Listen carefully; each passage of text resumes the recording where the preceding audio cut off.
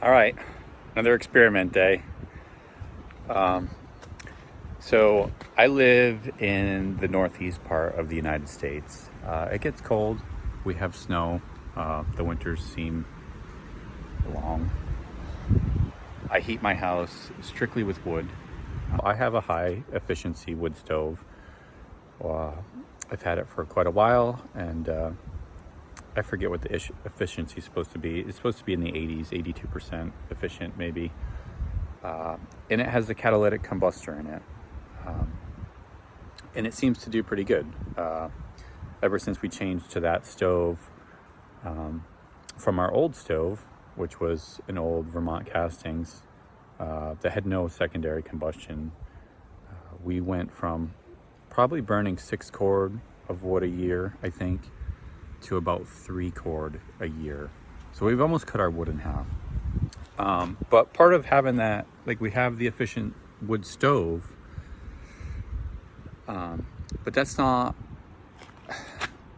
you could have an efficient wood stove, but if your system isn't the best, if you don't have a good sealed system for your liner system, whether it's a clay flue or stainless liner, your high efficiency stove might not be working properly. If you've watched my videos, you'll know how I install liners. I install all liners, just like what we're seeing here. So basically this would be a clean out, and then you go a small section of liner, and then you have your thimble for your appliance. In my case, that's a wood stove. And then on top of that, you have your liner, and it might run 20 to 30 feet to the top of your chimney and go out. And on this clean out hole, I always put a snout cover on it. And usually I buy the ones with the handle. And so we have a sealed system. I will show you how most people install.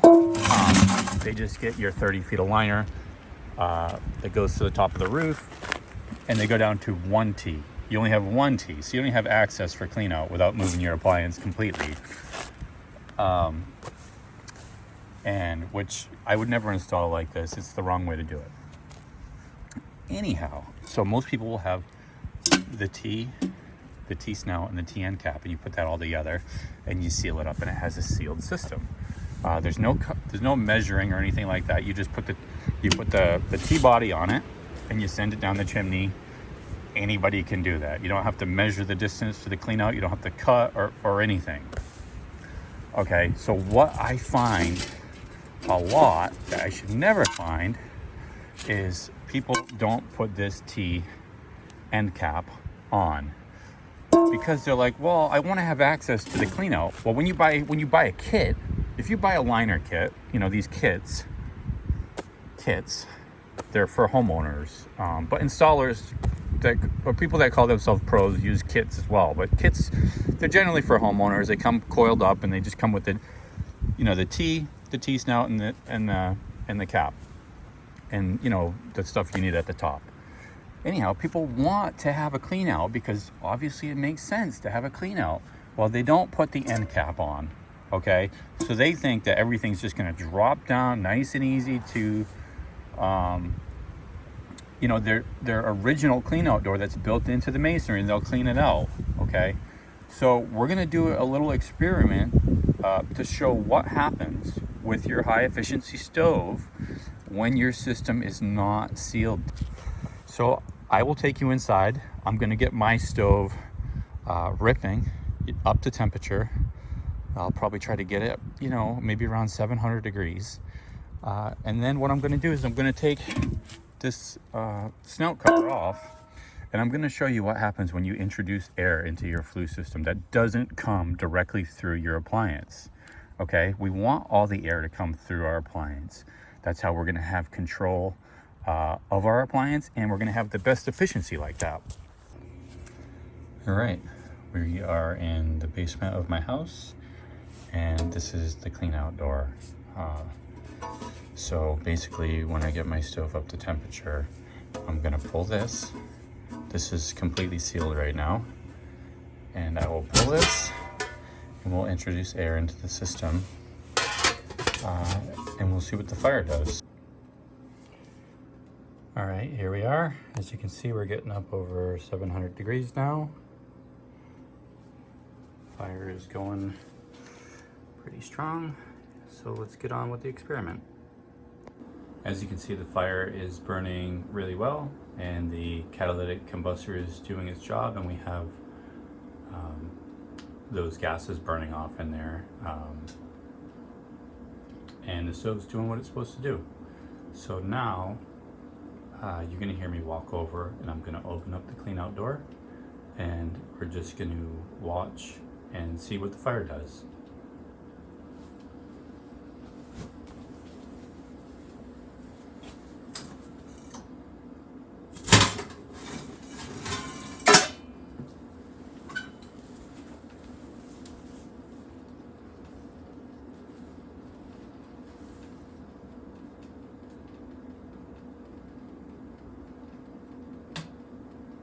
So now you can tell there's a drastic difference in the way that the stove is burning.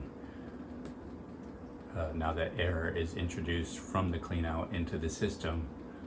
So we'll just sit and watch and see what happens.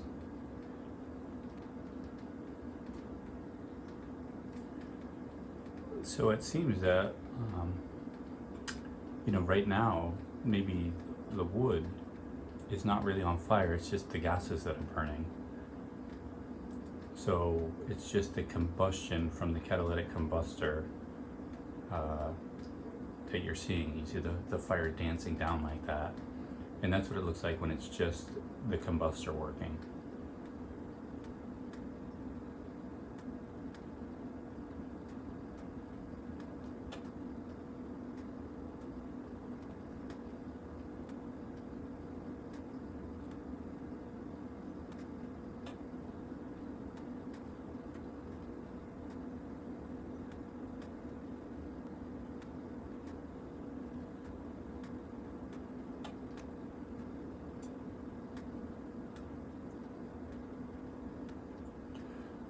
So we're a couple minutes into removing the clean out cover now, and it looks like the fire is struggling. Keep in mind, I have my stove on high, it's all the way up, so it should be cranking out heat.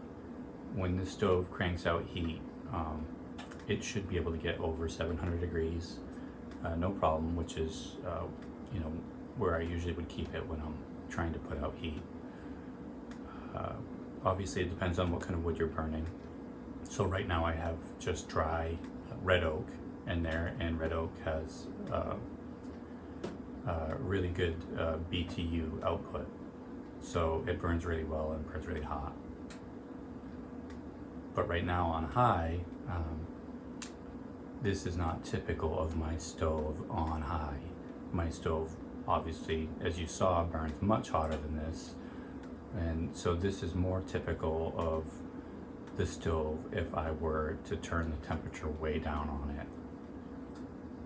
All right, while there's still flame in there, just in case the fire is going to go out altogether, which it looks like it might, I'm going to go replace the clean out cover, and let's just watch how the stove responds.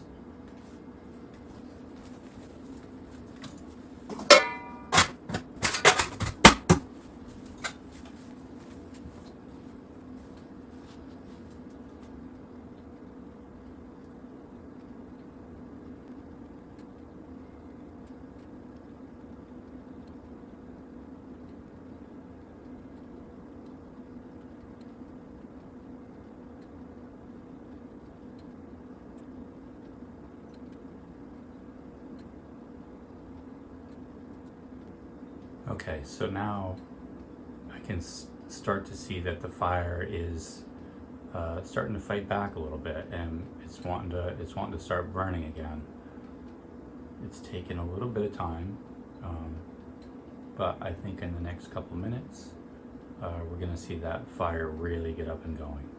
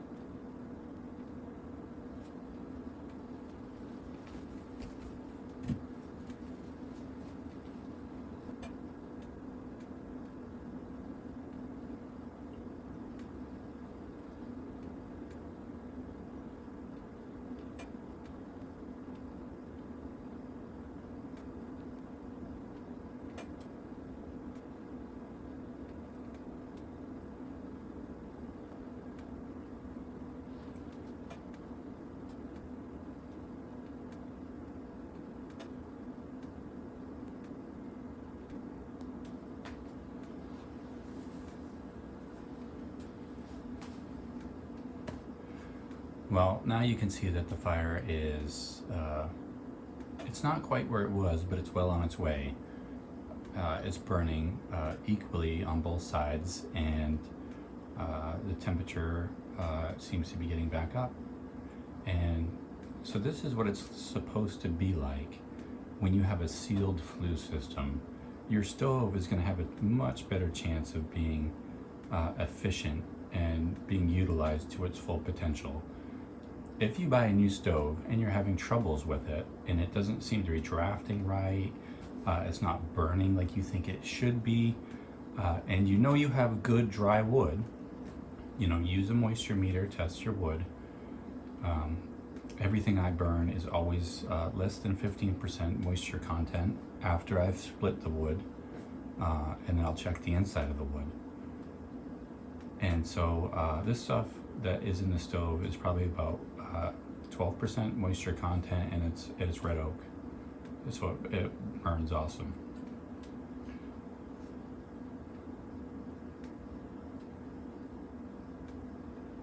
So if you're having issues with your stove, it might be in your flue system. And if you're an amateur installer for stainless liners, or you're a homeowner looking to install your own stainless liner, I hope this video shows the importance of having a sealed, tight flue system. Even if you have a clay liner, there's a chance that it's not sealed, and your stove might not be as efficient as it could be had it just been sealed up properly and air wasn't coming in through clean out doors, or flues that weren't mortared in properly,